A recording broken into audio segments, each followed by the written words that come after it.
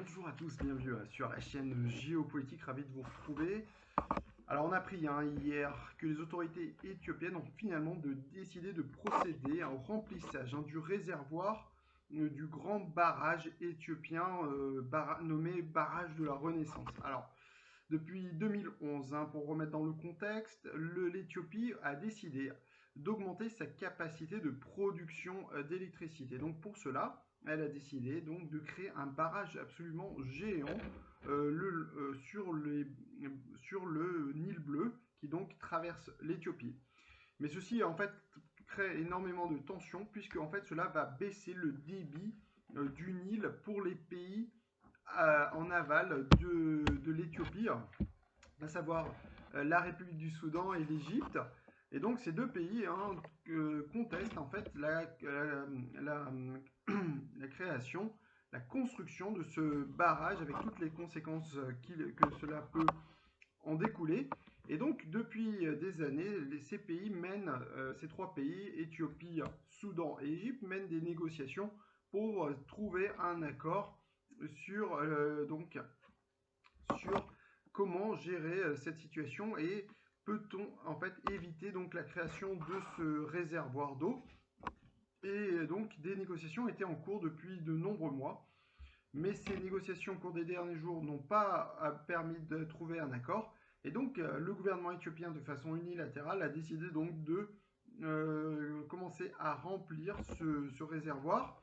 En fait, le but, c'est désormais d'augmenter les capacités de production d'électricité de l'Éthiopie, puisqu'on passerait à 6450 MW, ce qui permettrait de doubler la capacité de production existante de l'Éthiopie. Donc ça, c'est pour les intérêts éthiopiens, mais les intérêts égyptiens et soudanais sont tout autres.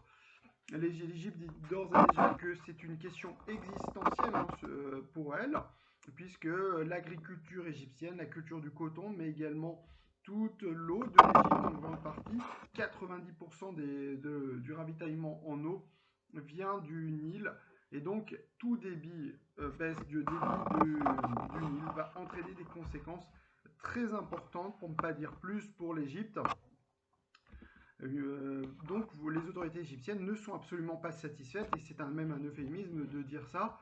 Elles ont réagi avec beaucoup de colère à l'annonce éthiopienne hier, et on sait que depuis des années, on craint notamment que l'armée égyptienne intervienne en Éthiopie et bombarde ce barrage. Alors évidemment, les conséquences seraient évidemment apocalyptiques, mais du côté égyptien, on est prêt à toutes les options, à considérer toutes les options pour justement enrayer la construction de ce barrage. Alors pourquoi le gouvernement éthiopien a décidé de passer outre les objections des pays voisins? Tout simplement parce qu'on est au milieu de la saison des pluies en Éthiopie, et donc le gouvernement éthiopien voudrait en fait tout simplement utiliser l'eau des pluies pour remplir le réservoir. D'autant plus qu'il y a aussi des problèmes intérieurs en Éthiopie. Il y a quelques jours, on a assisté à une insurrection qui a coûté quand même la vie à plus de 250 personnes de l'ethnie Oromo, ethnie majoritaire en Éthiopie. Et donc on voit que le gouvernement d'Abiy Ahmed est en grande difficulté, en grande détresse, et peut-être il veut utiliser la question du barrage, qui est une question de fierté nationale, pour montrer qu'en fait le pays est fort et souverain et indépendant. Et donc il espère de cette manière faire peut-être diversion sur les problèmes intérieurs. C'est donc bien pour ça qu'il a décidé unilatéralement de remplir les réservoirs. On va voir maintenant dans les prochaines heures si du côté égyptien et soudanais, comment on va réagir à cette annonce. Côté soudanais, on craint peut-être moins une réaction, car peut-être l'Éthiopie va essayer de vendre l'excédent d'électricité produit au Soudan de façon moins chère. Donc peut-être le Soudan pourrait paradoxalement bénéficier de ce barrage par le biais d'une électricité moins chère, mais ce n'est pas le cas pour l'Égypte.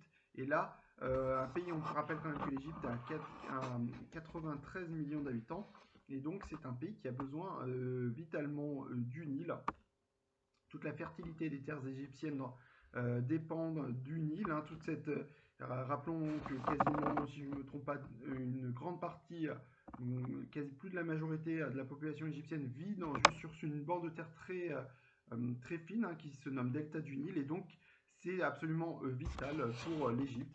Et donc on va voir dans les prochaines heures quelle va être la réaction du gouvernement égyptien. Je rappelle hein, au passage hein, que le gouvernement égyptien, on avait fait une vidéo dessus, avait dit qu'il, Al-Sisi, hein, le président égyptien avait dit qu'il partirait en guerre en Libye il y a à peine quelques jours. Et justement, j'avais pensé peut-être que c'était une façon de faire diversion aux problèmes liés au barrage de Grande Renaissance en Éthiopie.